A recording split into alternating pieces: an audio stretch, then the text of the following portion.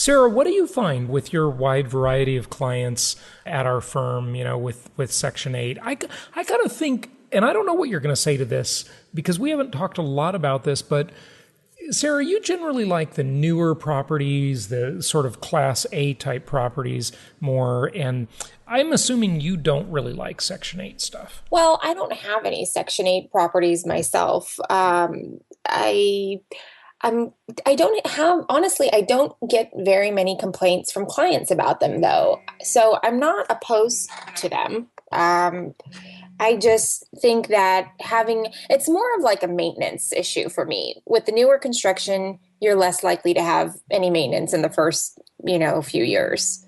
And that was my experience with my very first property I purchased years ago in Texas. I bought it brand new. I don't think I've put more than $2,000 into that house, and it's been like 8 years. Wow. So maybe I've been lucky. I have had a good long-term tenant, but I think, with Section 8, usually those come with older properties and older properties come with more maintenance. So, but, here's the thing. Sometimes the cash flow is so good that it can make sense. As long as you're willing to shop around a little bit on the maintenance items. I just think it's a little more time intensive. So it depends on the investor. I get clients that call and they have a big chunk of money they want to invest. They want to invest it all at once and they don't want headaches. And so for somebody like that, where they don't want to be involved in the day to day and negotiating maintenance items and things like that, I suggest that they start with newer properties until it doesn't have to be brand new, but just, nicer neighborhoods, newer properties until they get some experience.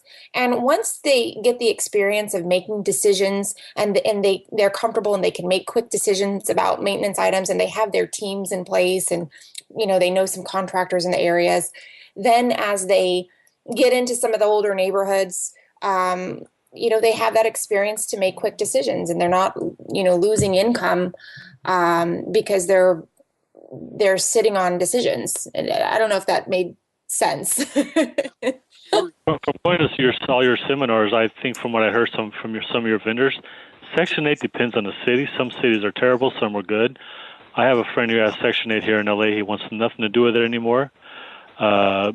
But I think one of the things, too, is maybe they have to be more careful about how they take care of the property because they don't want to get thrown out of the Section 8 program. That's one of my beliefs. I think they have to be a little more careful because you get inspected every year. But they probably got to be careful because if they're not careful, they're probably going to not be in Section 8 anymore. And that's a big loss for them. Mm-hmm. Yeah. For the tenants, you mean, right? Correct. Yeah. Yeah. I agree with you. That's one of the great levers the landlord has over the tenant.